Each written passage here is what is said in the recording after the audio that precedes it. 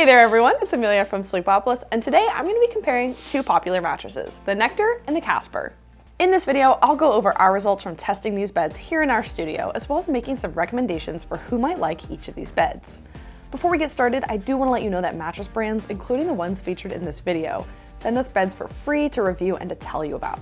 If you buy either of these beds using our links in the description, we may earn a commission at no additional cost to you. That helps us to fund our testing and bring you these reviews for free. Okay, let's get into it.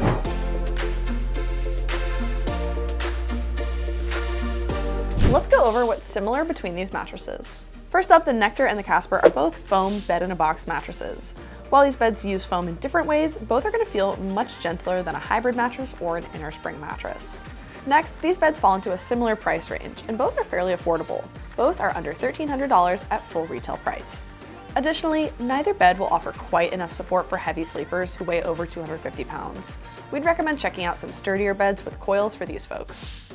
Now let's talk about what makes these beds different. First up, the Casper offers zone support, which means it's firmer at the hips and softer at the shoulders. This is ideal for sleepers who struggle with back pain. Second, these beds differ in feel, with the Casper being a bit firmer than the Nectar. And finally, the Nectar's softer feel and plush foams make it more pressure relieving for side sleepers. Now that we've covered some high-level similarities and differences, let's take a deeper look at the construction of these two mattresses. First up are the covers. The Nectar's mattress cover is a cooling cover made from a quilted polyester nylon blend. The Casper's cover is made from a knit polyester blend, so it has a soft and cozy feel. Next are the comfort layers. The Nectar has a layer of gel-infused memory foam. This cooling gel memory foam has a slow response to pressure, so you're likely to sink into it for deep pressure relief at the shoulders, hips, and lower back. The Casper has a layer of airscape foam.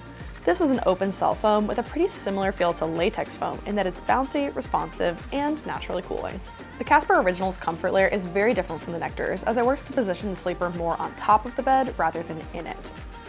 The Nectar's next layer is an adaptive transition layer that is a little more responsive than the memory foam layer above it. This layer should prevent you from feeling swallowed by the bed. The Casper's next layer is a zoned layer of memory foam. This layer makes space for sleepers to sink in for extra relief at the shoulders, but provides extra support at the hips. Finally are the base layers. The Nectar's is a section of high-density polyfoam, which provides the bed with stability and shape. The Casper's is also high-density polyfoam, again providing structure and support. Now that we've talked about construction, let's go over the firmness and feel of these mattresses.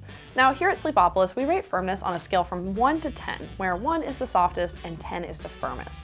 And we use 6.5 as the standard for medium firm. Now, our testers rated the Nectar as a 6 out of 10, meaning it is softer than average. Like most traditional memory foam mattresses, the Nectar gets softer the longer you lie on it.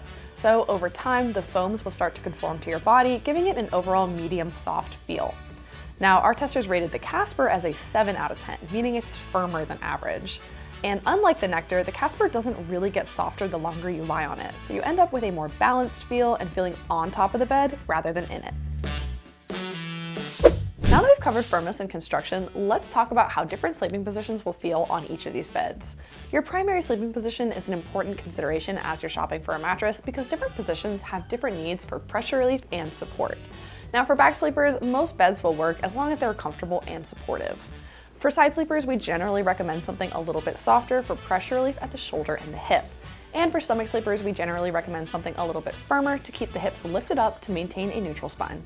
Let's talk about back sleepers first. The Nectar feels very comfortable for back sleeping, offering lots of contouring and pressure relief, particularly around the lower back. The Casper is a great choice for back sleepers too. The zone support system really shines in this position as you can feel your hips being lifted up and out of the bed, while there is still some contouring around the lumbar region. Now onto side sleepers. Side sleeping on the Nectar, you'll sink into the foams and get some great pressure relief, making this an excellent bed for side sleepers. The Casper could work for some side sleepers, although it may be a bit too firm for many of these folks. Finally, stomach sleepers.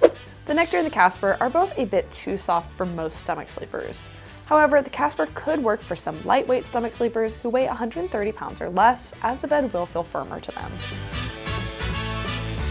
Now let's take a look at the results from one of our tests, the pressure map. We use a heat mapping pressure map to show where pressure is building along the body while lying in different sleeping positions. Blues and greens indicate low pressure, while reds and oranges indicate higher pressure. Looking at the Nectar, the results are pretty good. Mostly blues and greens all around with just a touch of yellow on the shoulders and the hips in the side sleeping position. This indicates great relief on the Nectar.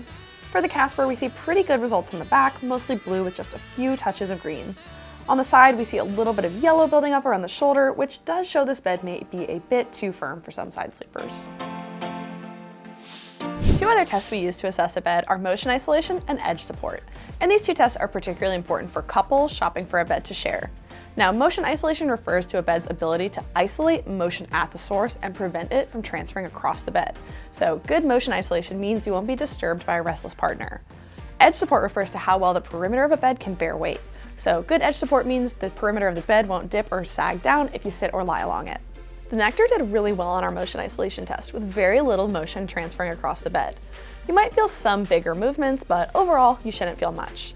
The Casper does a decent job of isolating motion. You're likely to feel some movement, but nothing so major that it would disrupt your sleep. As far as edge support goes, the Nectar is pretty solid, especially for an all-foam bed. You should be able to sleep along the edge without falling off. The Casper is pretty similar with fairly sturdy edge support for an all-foam mattress. Okay, with everything we've covered in mind, who should get the Nectar? Now first up, side sleepers should really like the Nectar, as it is one of the softer and more pressure-relieving options on the market that will really help to relieve pressure around the shoulder and hips. Next, couples should really like the Nectar as it does a great job of isolating motion, which prevents you from being disturbed by a restless partner. And finally, back sleepers who prefer a more hug-like feel should really enjoy the conforming foams of the Nectar. And who should get the Casper? Now first up, back sleepers who prefer a more on top of the bed feel should go for the Casper over the Nectar. Next, combination sleepers should really like the responsive feel of the Casper as it makes it easy to move around on and switch between sleeping positions. And finally, sleepers with back pain should really like the zone support system the Casper has, as it does a great job of keeping your spine straight, which can either prevent or help relieve back pain. Well folks, that is it for today's comparison of the Nectar and the Casper mattresses. Ultimately, I can't decide which of these beds will be best for you, but I hope this video was helpful on your journey towards finding the best mattress for you. If you want to learn more about either of these beds or see some more great options, just click the link in the description or head over to Sleepopolis.com. We have a ton more mattress reviews, sleep product reviews, sleep health information, and exclusive coupons you might want to check out. Thanks so much for joining me, and I'll see you next time. Bye!